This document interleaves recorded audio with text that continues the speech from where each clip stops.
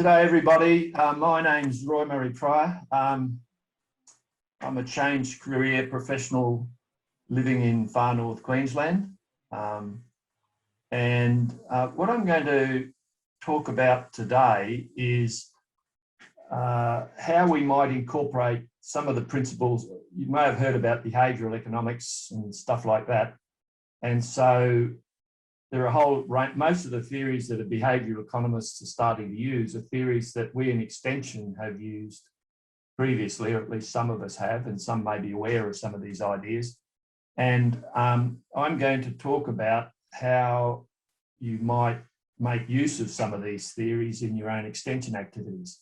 I previously was an extension officer many moons ago in Tasmania, where Les is now, and I have lived and taught agricultural extension in different places, including the South Pacific and Western Australia. And this talk I'm giving today is partly based on a project I'm involved with currently in the East Ganges Delta of South Asia. But I'm not really going to talk much about that in the talk because we haven't yet got many results, or the results are not on the outcomes of different interventions, but I might talk about one minor intervention there. But I'm mostly hoping that you will be able to think about how you might use some of these principles in your own work. I'm just going to set my screen up here so I can see myself. Also, I want you to make use of chat. So if you can make sure you've got chat available, because I'll be asking you to make use of that. So as I said, I'm hoping to talk to you about, we know farmers and farm households are essential to uptake of many farming system innovations. And what I want to talk about is how we might incorporate some of the insights from behavioural science and behavioural economics alongside our extension theories to help us understand decision-making and some of the implications of that for integrating into the design of our interventions. And so I'm basically going to talk about the theories and the implications for the design of interventions. And I want you to think about what this means for you. In other words, if you've got some extension activity or extension activities that you're currently involved in, I'm going to be asking you to think about how you might incorporate some of the ideas from what I'll be talking about into your stuff. You probably are already incorporating some of them anyway. And the other thing you'll find is many of these things overlap with extension theory and practice. So what I want you to ask you first is, what are you hoping to learn from this webinar? If you can unmute yourselves, or you can tell me something in chat. What are you hoping to learn?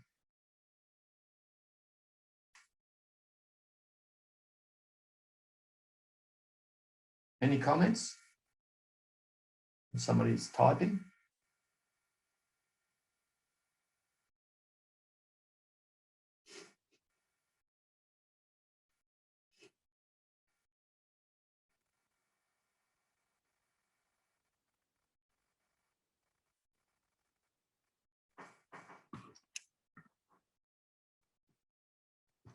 Cues to whether innovations may succeed or not. We may get some cues to that. Some idea of what behavioural economics is.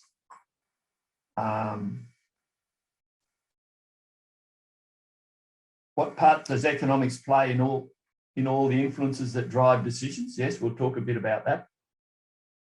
Better understanding our economics to drive decision making. Actually, I'm not really going to be talking about how economics drives decision making, because most economists, that's what they focus on. But with behavioural economics, they've now recognised that we need to think a bit broader than traditional economic theory. Okay, that's an idea. Now, what do you think behavioural science or economics is? Have you thought about it? If you know something, what do you think it is?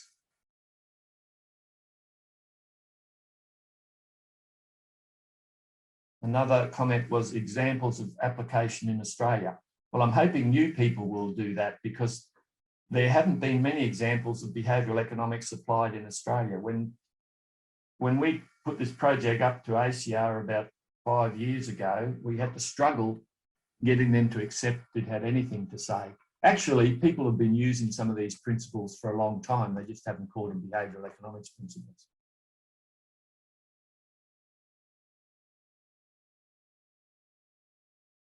Okay.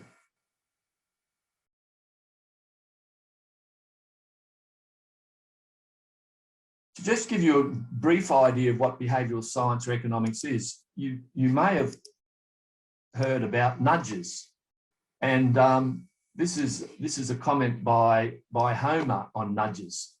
He's going to buy, one goes into the shop and obviously wants to buy some donuts, but you can see that the shopkeeper has changed what they call choice architecture to make them do some healthy eating. And all of you who've been into supermarkets will recognise that supermarkets nudges to do unhealthy eating, and particularly their kids, because they have all these things around where the mothers and fathers are waiting to pay, which are not necessarily the best foods or best of anything, really. So supermarkets nudge you in where they position stuff. So economics is a bit about that. So we'll talk a bit about nudges, behavioural economics. I want you to think about one of your own extension project and be ready to consider some of the implications for that of some of the things I'm talking about. Now, first of all, the case for behavioural insights. And I think John Dryden summed this up when he said, "Nor is the people's judgment always true. The most may err as grossly as the few." He's saying that people sometimes make poor decisions for various ways. And in the commentary for the awarding of the Nobel Prize in Economics to Richard Thaler, who was a behavioural economist, they said, "We humans behave in complex ways. Although we try to make rational decisions," and by that I think they mean economically rational decisions, "we have limited cognitive abilities and limited willpower. While our decisions are often guided by self-interest, we also care about fairness and equity. Moreover, cognitive ability, self-control and motivation can vary significantly across different individuals." So to give you an idea, when I'm coming from this from the economist's viewpoint, and the economists, in terms of the economic man, think about people focusing on economic outcomes, and they gather lots of information, and they put this through a deliberative process which determines their behaviour, which produces economic outcomes.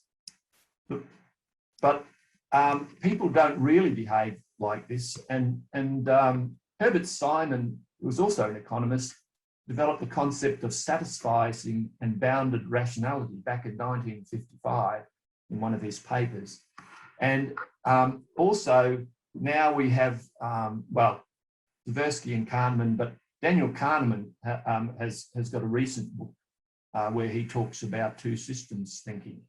And what they are saying is people have more than economic outcomes as their process, and they have shared mental models. And quite often information is filtered out when we're thinking about the information we take into our thinking. And we have two systems of thinking, one an automatic system and one a deliberative system, which influence our behaviour.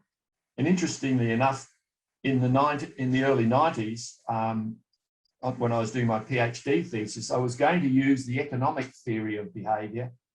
And after spending quite a time and 100 pages convincing myself in my thesis why economic theory didn't explain people's behaviour, I adapted some thinking from a woman called Christina Gladwin, who in the 70s and 80s developed some thinking. It was partly two systems thinking, hierarchical decision models, and I adapted that with George Kelly's personal contract psychology in my thesis to look at people's decision making.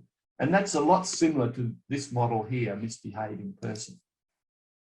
So behavioural science, there's many definitions of it, but what they're trying to do, I use the term behavioural science economics, behavioural science insights, because it's not really just about economics. The aim is to enhance the explanatory power of economics by combining insights of psychology and economics, and sometimes to a lesser extent sociology as well, to provide a more realistic psychological foundation to how people make their decisions. So some of this work has been done where I'm currently involved in a project in the East Ganges Plains, and those are the sort of fields we're dealing with. We're mainly dealing with conservation agricultural innovations, and these are mainly the machinery parts of it. There are a number of other aspects of it, including rice transplanting, strip till cropping. That's in Bangladesh. Bangladesh only has two-wheel tractors. They don't have four-wheel tractors much, so they actually use a rotary tiller. So it's not exactly zero till, but it's strip till crop planting. In India and Nepal, they have four-wheel tractors, and they tend to use zero till crop planters. And another issue is laser levelling, because the fields aren't always level. So that's where I've been doing some work recently, where some of this comes from. Now I'm going to talk about some of the range of theories that evolved with behavioural economics and behavioural science. There are others, but these are the main ones I'm going to be talking about. And what you'll notice as we go through some of these, there's quite a bit of overlap between some of these theories in terms of what they talk about. And nudge theory has come along at the end. It's really the economists taking a lot of the learnings from some of these theories and thinking about how we can make small changes to change behaviour. So one of the theories is the early behaviour theories and classical conditioning. And that's the stimulus leads to response linked to the original stimulus. And one of the original bits of work on this was Pavlov's dogs. But you will all have been trained by your phone or your email notices, unless you've turned them off, to respond when the phone pings or when an email comes across. And I find I have to turn those features off, otherwise I want to go and have a look continually, and it takes me away from my focus. Another major problem we have is farmers have been, in many developing countries and in Australia too, have been used to getting subsidies or rewards for things, so for government programs. So they adopt something when the program comes along because they expect a subsidy, and when that goes, they no longer do it. So some of the other ideas are reinforcement, associative learning or operant conditioning, positive reinforcement, negative reinforcement.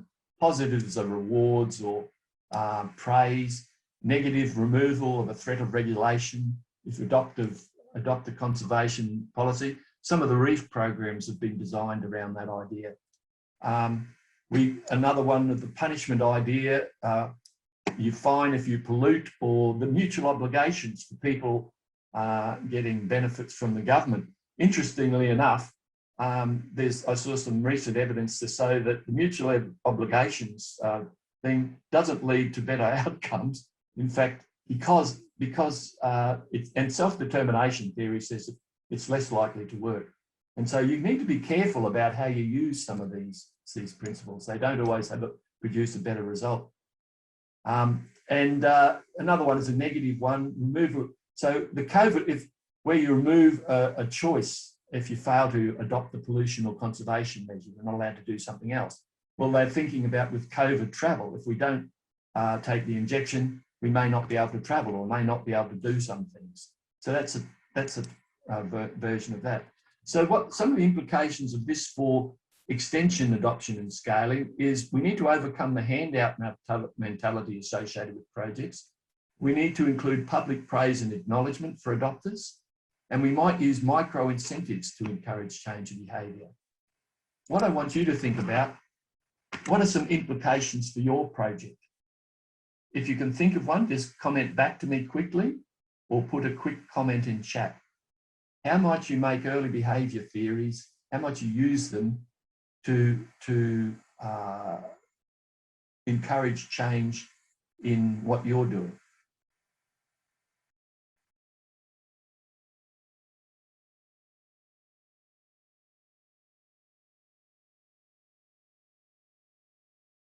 I'll give you about a minute.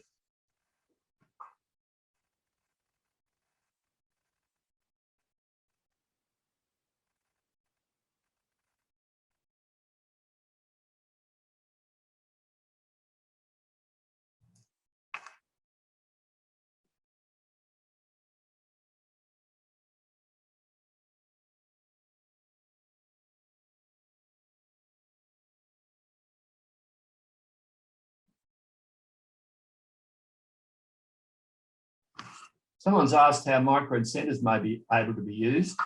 I may talk about this later. Micro incentives are just a small thing, and it's quite interesting. If you Google micro incentives, you'll find that you don't often have to give a lot of money to get people to make a change. I mean, supermarkets use this all the time with their incentive schemes, and coffee shops do it too. They, you know, the supermarket ones are probably hardly worth the trouble of being involved with them. But it's the idea is to encourage you to use their supermarket. Through our communications, we could start to acknowledge those farmers that are making changes. Yes, and that is exactly what we're doing in our projects in the Eastern Ganges Delta, is acknowledging those and praising those who are making the changes. And interestingly enough, they also acknowledge that making the change is helping them and gives them more confidence. Okay, well, I don't want to last a lot of time on these because I don't have a lot of time.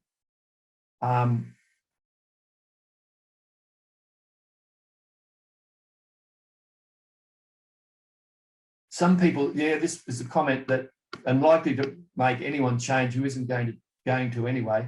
Maybe, maybe not. I'll show you some results, Jeff, about some stuff that we're doing, whereas the micro incentive and the behavioural economics PhD thing that Esther Duflo got was only a 10% of the cost.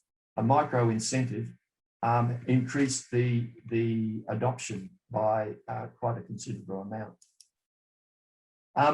Bounded rationality theory, that comes, I said previously, from Herbert Simon. And what he's basically saying is we use simplifying procedures, what we call heuristics, and we satisfy or good enough decisions. We're not, and that's because we've got so many decisions to make and we've only got so much time to make them. And if any of you who are involved in going to the supermarket will know for some items you buy the same thing every time. You don't change. Some others of you might spend some more time looking at things and deciding. Depends how busy you are at the time. I know myself, I don't like to spend a lot of time in a supermarket, so I tend to make the decisions pretty well along the same decision rules. And Tversky back in '72 had developed a theory called elimination by aspects, which is based on that idea. And also Daniel Kahneman, in his book, if you get a chance to read it, Thinking Fast and Slow, he really is summarising a lot of the work that's been done over many years. And he has 100 pages on biases we have in our decision making where we don't follow what would be predicted by the economic man. So what we have to do is design messages to change heuristics. It was interesting when I was doing my PhD thesis, some of the farmers said we're still using raising wethers, and the principle that the wethers are the ones that grow you your wool. But those of you know a bit about the wool industry will recognise that since the development of export of sheep, live exports, the economics of wool has changed from wool production to wool and meat production. So people are changing the composition of their flocks and have changed the composition. In Western Australia, they have hardly any wethers. Most of them are just what you call boat wethers. So there is a heuristic associated with that. And sometimes you have to change the heuristics to overcome what that people are thinking, to make new heuristics. Another thing is to provide reminders to reduce procrastination. And those of you who go to doctors or dentists will recognise that now you get a reminder to say, are you coming? And they're using that principle. So what are some reminders you might be able to use for your project? Or what some principles to reduce procrastination and the intention action divide? Once again, I'll just give you a short time to make a comment.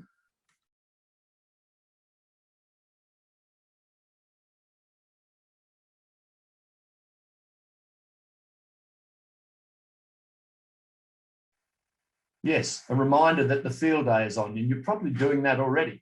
So that's a nudge I'm the secretary of the Rural Fire Brigade here. We have a monthly training, but on about the Thursday before the training, I send them an email, not an email, a text message to remind them. Some of them are my age or older, and so we often need reminders. Direct phone calls, yes, reminders at the right time of the year, season could be useful.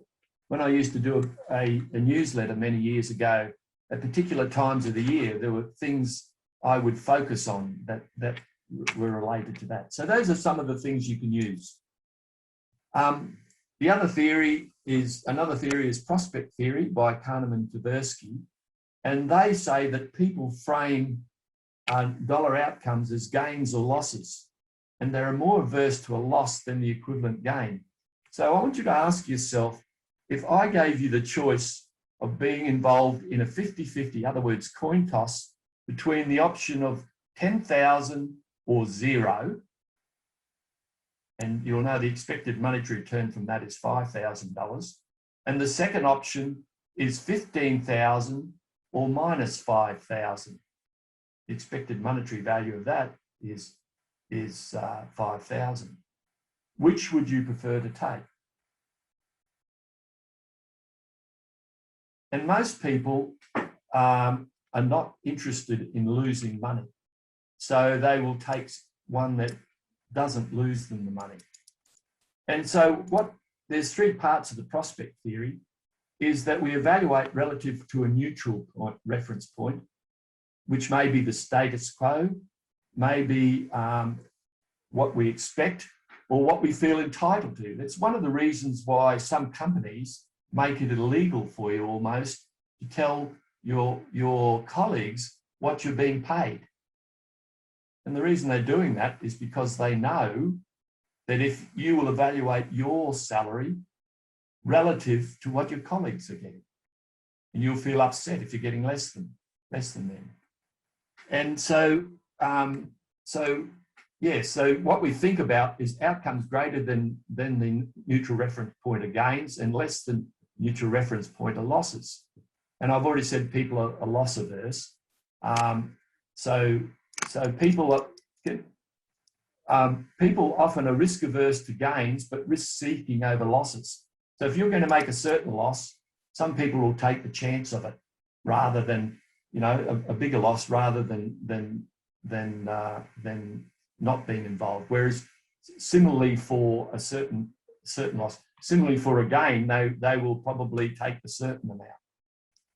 And the other issue is that people are sensitive to changes in wealth. In other words, the difference between $100 and $200 is greater than the difference between $800 and $900.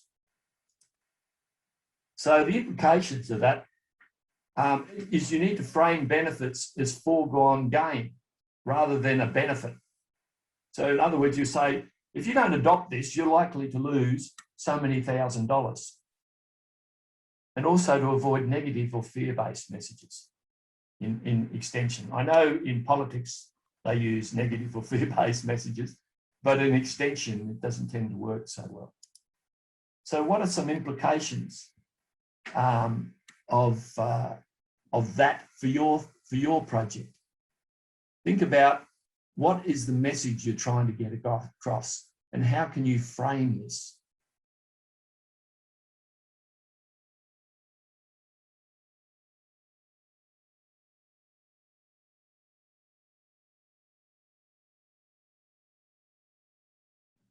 one of the things we're using with zero till in Nepal and some other parts is that if you use zero till, because you can get your crop in earlier and get it harvested earlier, particularly during the winter, the rabi season, that means you may get a different, the opportunity to put in another crop, sometimes a legume crop, in the early summer season.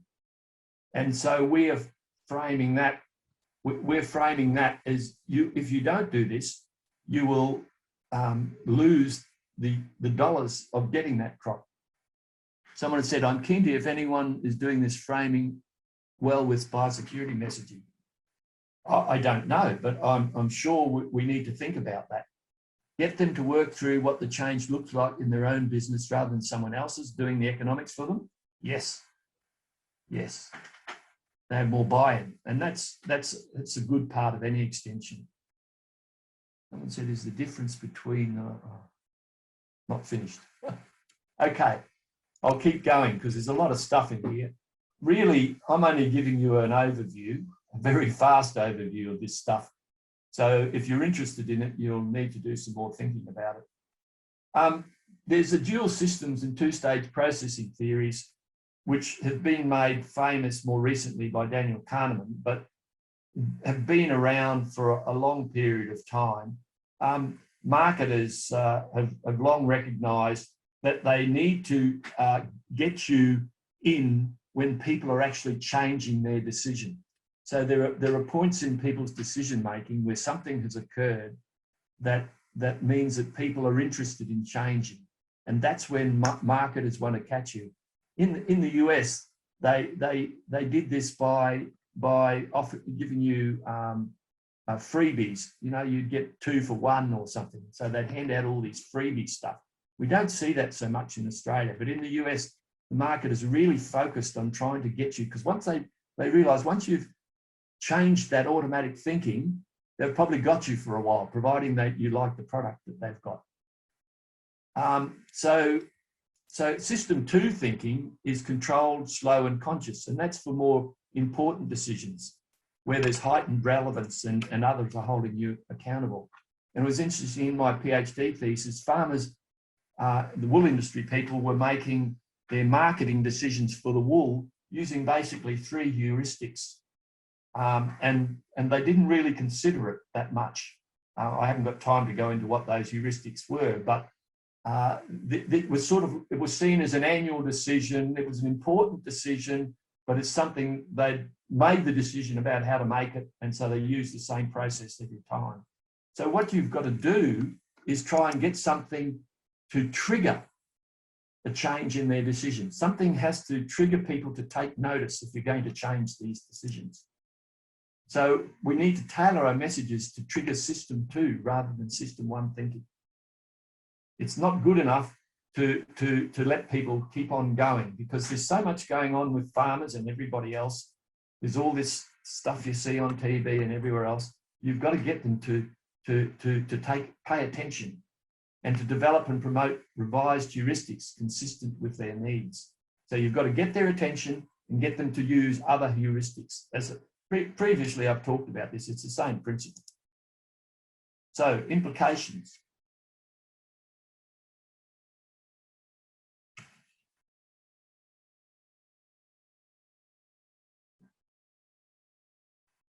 You'll notice that marketers quite often try to trigger your interest in something by showing the difference between, they try to say, you've got this need, whiter teeth.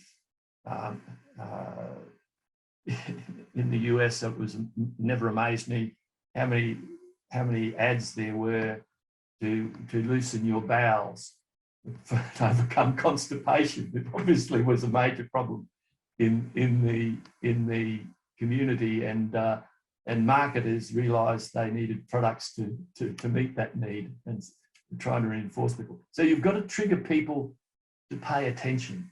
And some ads are quite good at this, but then sometimes you don't get the link between what they're doing and what change you want them to make. And I've seen some ads where I like the ad, it's got my attention, but I have no idea what they're trying to sell. So you've got to make sure you make the link between the trigger that makes you pay attention and what you're going to sell.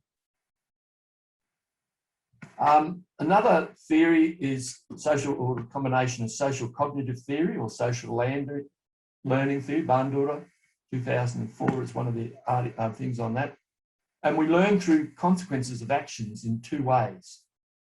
By direct experience, but this is costly. And it reminds me of the story about the reporter, perhaps from the Country Hour, who was introducing a very successful farmer who was a person of few words. And he said, "Sir, can you tell us how you're able to become so successful?" "Experience." "I know, sir, but can you tell us more specifically what experiences led to your great success?" "Good decisions." "I know, sir, but what experiences led to the good decisions?" "Bad decisions."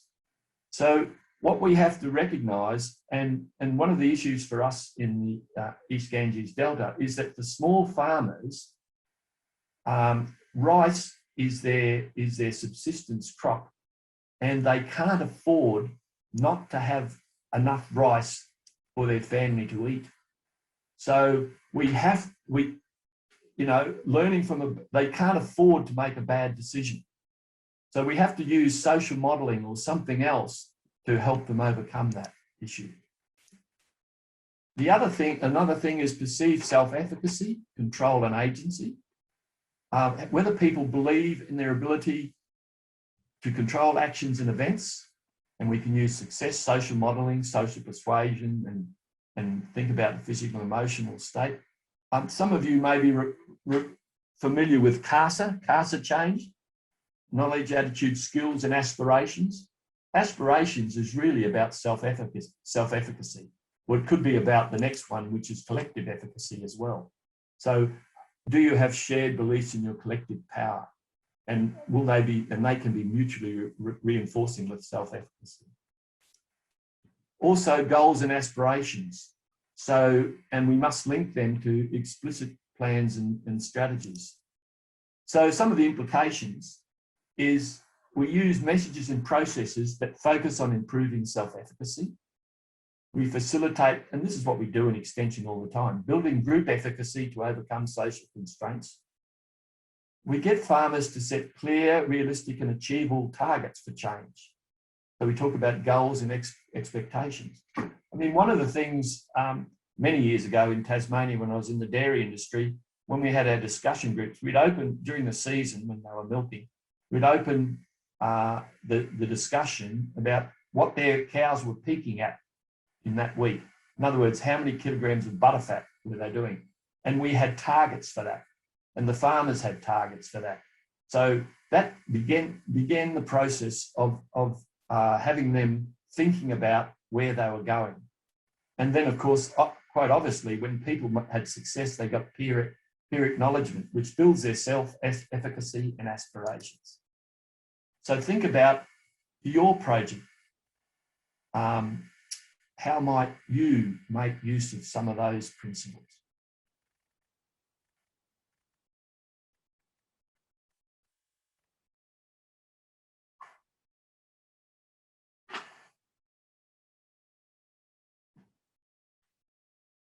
Yes, there's a comment here which relates to the previous one. Any practice of technology change that will have a significant impact on how well farmers can meet their needs will trigger type 2 thinking. And that's true. Sometimes it doesn't though. Farmers have a lot of other reasons for not doing things, particularly in where they're part of a community where people frown on doing something different. So, for instance, where we are in some areas, farmers are used to having what they call clean fields. In other words, they plough their fields and it looks clean. If you use zero till, you have a dirty field. So, and everyone says you have a dirty field. So we have to overcome this dirty field perception in our messaging. Has anyone got any ideas about how they might use social cognitive theory? Okay, maybe it'll come up later. There's a lot of stuff in here. The other approach, we had Kelly Fielding do a presentation, I think last year, on some of her work using social identity approach. And that they both talk about social identity theory and social categorization theory. And that's sort of under the one idea of social identity approach.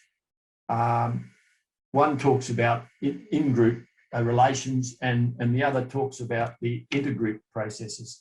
It's a bit like I'm a far north Queenslander and a Queenslander, and state of origin is one of those intra-group things that we focus on, and we hate the buggers from down south. So that is the same sort of thing. That's part of social identity. So it has some implications for extension. Yeah. Oh, someone has said apparently this was highly relevant, the adoption of no-till in Western Australia. No-till kids were shunned on school buses. Exactly. Some of that stuff is extremely powerful, and parents will be concerned about it. And so we need to be aware of some of those issues and try to protect people from them, or give them a way of overcoming those issues. So we need to use in-group messengers. Create a superordinate identity to reduce intergroup conflict. As I said, I'm a far north Queenslander, and my wife and I used to consider that anybody south of Rockhampton was part of New South Wales, except we do create the superordinate identity of Queenslanders for the state of origin. So we're prepared to accept the Southerners for state of origin. Unfortunately, it didn't work too well the last match. Anyway, so we've got to link identity, to innovation outcomes, and promote pro-innovation in-group norms. So what you've got to think about is how you use in-group messaging and how you link the identity to innovation outcomes, so that the group identity. So I don't have time for you to go through that too, unless you want to put something in while you're thinking about it, because I'm already up to 40 minutes and I have a few slides to go. The other theory is a theory of planned behaviour, which is a predictive model by Asgen. Well, there was a number of versions of it, Asgen and Fishbone, or Fishbone and Asgen over the years. Person's attitudes to behaviour, subjective norms, perceived social pressure, perceived behavioural control. And there are components of self-efficacy, which appears again, controllability, whether success is up to them or not. Some people think it's decided by factors beyond their control, and they won't make a change for that reason. So the implications, we've got to address the attitudes, norms, and improved perceptions of behavioural control, and use local farmers and social networks to address negative views. I want to get on to nudge theory because it's an aspect of the choice architecture that alters people's behaviour in a predictable way without forbidding any options or significantly changing their economic incentives. To counter a nudge, an intervention must be easy and cheap to avoid. So I've already talked about fruit at the eye level, default settings. Supermarkets put the products that the company pays the most for at eye level, and if you don't pay enough, you're further down the thing. Nudges are not mandates, so banning junk food or taxing cigarettes are not nudges. They're brief, low-cost, simple prompts and reinforcers that modify people's choices. And they're based on the theories already discussed. There's a whole range of nudges, but I'm just going to talk about some of these. The appropriate default rules. Example, automatic enrolment. How many of you realise that the government changed the rule for my health record system from opt-in to opt-out? And how many of you chose to opt out? Or did you just let the government make the decision for you? Emphasise what most people do or think should be done. Some of you who get electricity or water usage things, they put down how much your family uses compared to last year and compared to others. That can work in a positive and negative way. If you're one of those people who doesn't use a lot of electricity or water, it might make you think, oh, I'm using less than the rest of them. I could use more. So it's not always going to have a positive effect. Obviously, simplify programs so that they're easily navigable. Make things more easily available. One of the things for us in our project is the availability of the equipment, availability of the herbicides, availability of seeds, and so on and so forth. Not easy knowledge. Warnings, graphic or otherwise. We've seen plain packaging on smoking, color-coded nutrition labels. You can have things that attract people's attention to buy a particular product. You can have pre-commitment or implementation intentions. You can get commitment to a course of action. And what I'm going to show you here is the first part of one of our results of one of our trials with farmers and service providers. It's not quite published yet, and we're waiting on some further results. But we have a problem with small fields, costs of service, procrastination, knowledge and service provide. And we're looking at, can pre-commitment and micro-incentives increase adoption? And what we've found so far in one district is with an orientation of just this is an initial study, orientation of only just a video, we got 35% adoption. With orientation and an option to pre-commit publicly, we got 46% adoption. This is in a village, obviously. And orientation plus option to pre-commit publicly plus a 10% discount if the farmers organised themselves in a group, we got 64% adoption. So that's an interesting, it's not, I mean, ideally you'd have a more sophisticatedly organised trial, but that obviously comes with extra costs. So those are sort of pre-commitment. I mean, we used to, in our farmer groups, we always used to get farmers to pre-commit to do something the next year, or their mates, not so much we did, other farmers would get them to do it. They would say, well, why don't you do that? We've done it and it's working. So they'd get them to commit. You're going to do it next year? And once they'd committed, they were more likely to do it. Reminders, I've already talked about. Inform people of the nature and consequences of things they care about, such as maintaining the soil or their farm, resources for their children, economic or environmental losses. So some nudges.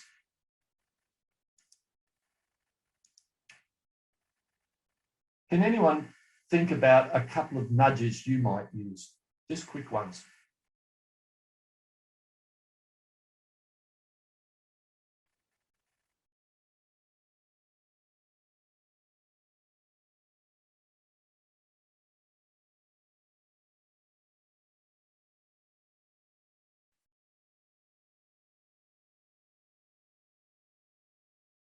Any nudges?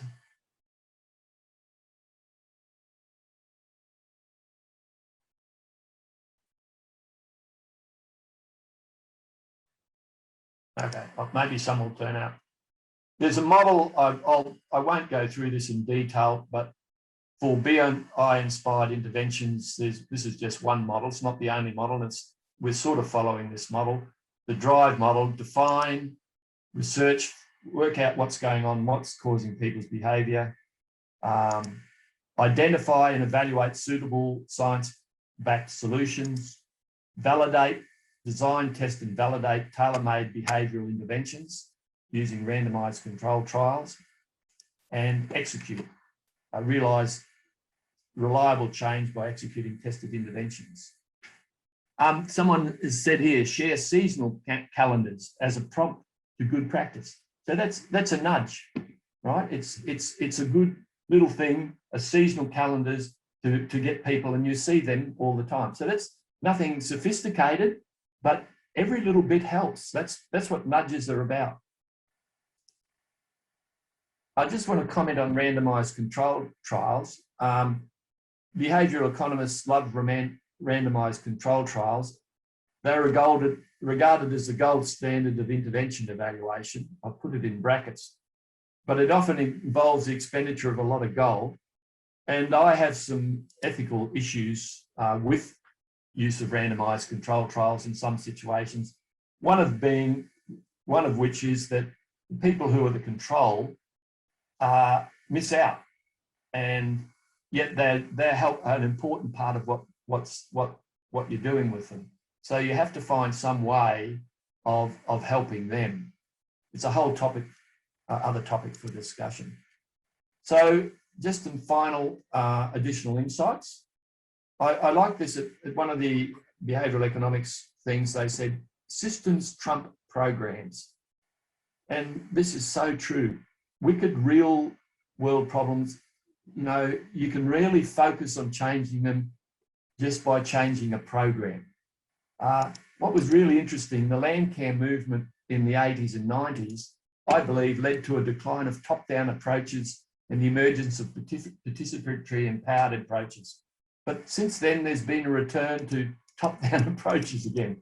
And I put it down to the establishment of NRMs after the sale of Telstra, because then money went into quongos and government-decided programs rather than farmers deciding them directly. And the other problem is that most decision makers in ag space come from a hard science or economics background and so are used to a top-down view of the world. But that's just my view.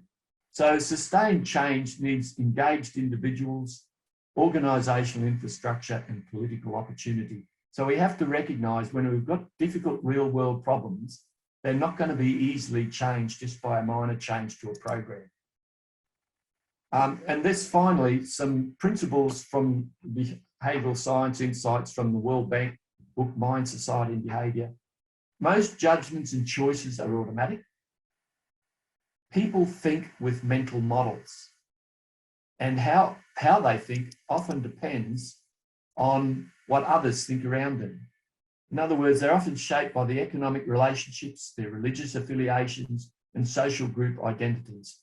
And I like the comment. People often say, oh, you know, that's not practical. Oh, that's academic. Well, John Maynard Keynes said, practical men who believe themselves to be quite exempt from any intellectual influence are usually the slaves of some defunct economists, in other words, some long dead economists. Madmen in authority who hear voices in the air are distilling their frenzy from some academic scribbler of a few years back. So what he's saying is that when you think you're just being practical, you're probably using a theory that somebody who was an academic or something like that promoted a few years ago. So behavioural science economics can help, but it relies us on using behavioural theories to understand behaviours and being able to identify, design and validating and implementing our interventions. So it helps us in extension. I find it brings together a whole lot of theories of extension into that we can use in some ways. Quite often though, it's still in a top-down way. So what are some implications for you? Sorry, Ro, I'm over.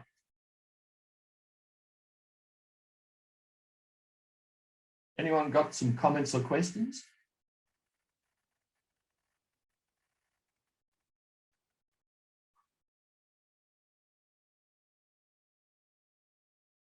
While I'm waiting, I'll be sending you out some, and I've got some references. I'll send you out some stuff with this on and a list of some references for your reading. The Thaler and Sunstein nudge improving decisions about health, wealth and happiness is an interesting one. So is Thinking Fast and Slow by Daniel Kahneman. All of them are interesting. Some are easier to read than others. Duflo et al. is quite complicated.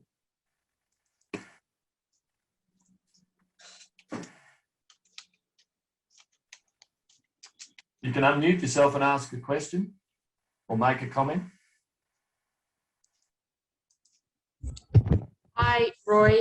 Cam here from Australian Banana Growers Council. I guess this is more, a question. If you can provide an example of how you've kind of managed, I guess, the handout-driven change, you know, people expecting to change by getting some kind of incentive. Because at the moment, I think we're just finding a way of, we're delivering a grant scheme for best practice improvement, but there's just no guarantee we're always going to get the funding to, you know, be able to implement it. But I feel like now the word's gotten around, people are expecting that they're going to be able to go in and have some money contributed to what they're wanting to change. So I guess, Yes. yeah. Yeah. If you've got any kind of examples of where it's worked well to manage that or something news. If somebody knows a way to overcome that problem easily, I'll be only too willing to listen. And this is a classic example of politicians. I mean, the reef, I shouldn't get started on the reef programs, is they've just been handout central. And they've had limited impact in a lot of situations. And that's just another case. And so people expect a handout. And we find the same thing where we're working, is that in some areas, people are used to handouts, and the only way around it is not to give a handout. You can use a micro incentive, which in Duflo's stuff, theirs is about 10%. You'll notice in ours, it's about 10%. So the farmers have to organise themselves, and we don't provide the micro incentive. The service provider provides a 10% discount. So and I think you have to find other ways to do it. Okay, once you've got them set up like that, if anybody knows how to get it out of their thinking, it would require years, and then some other politician will come along and give them a hand. It's the same with drought policy in Australia. Same with drought policy. Same thing occurs. Yeah, so the grants that we're delivering at the moment are 50-50. Yeah. Well, or in some places 25-75. And then yeah. You know, if it was 10% or something, you know, and you did it in a certain way, that prompted them to start it, and had others helping them with that. Normally, if you can work with other, I mean, we know in extension that if you can get farmers who either in groups, or if they recognise certain farmers as being leaders in their community, then making use of them. I mean, this is extension 101, and we've been doing it for generations. And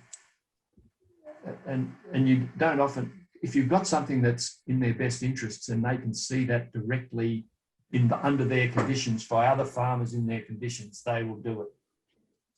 You know,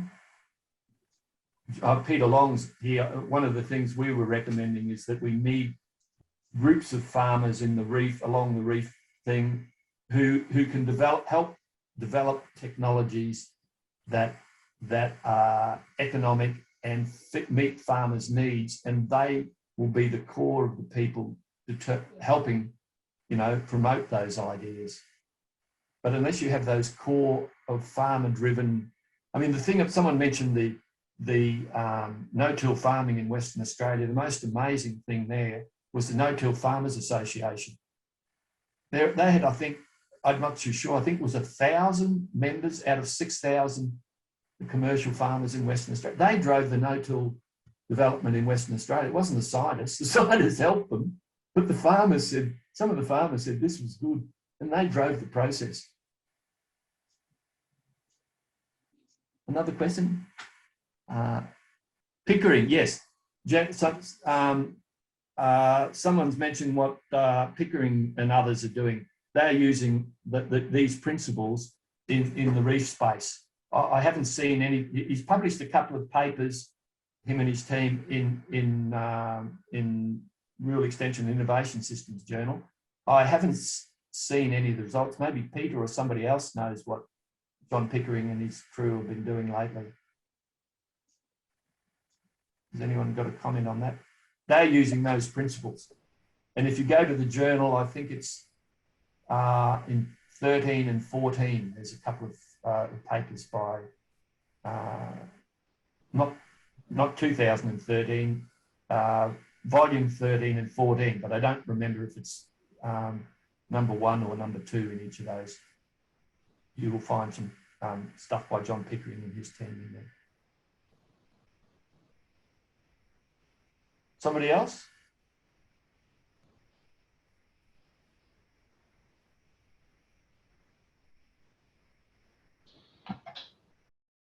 Queries?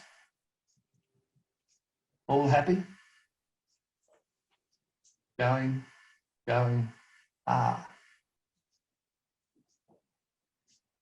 Yes.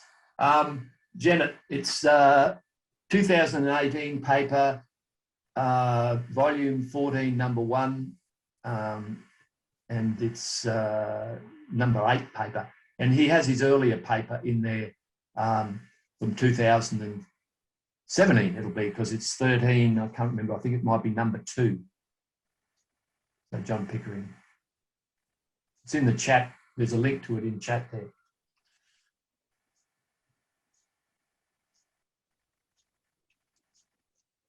Okay, well, thank you all. If you've got any queries, don't hesitate to contact me. I've changed careers, so I do work, but I no longer work full-time. I no longer do my 60, 70-hour weeks and 50-week years of when I was an academic. So I have my 60-40, 40-60 goal in my 60s. I plan to work no more than 40 weeks a year and 40 hours a week and earn about 60 grand. And I'm thinking of reducing that. Now I'm getting closer to 70. So Murray, Rose asked me to thank you very much for today's presentation. You've given us a lot of information, which is lots to think about, but lots of potential ways of including that and working that into our research projects and our extension projects. So thanks very much, and also thanks very much for all that attended. It's been a great presentation and a good number attending, and we'll catch you at the next one. Thank you. All the best. Look after yourselves.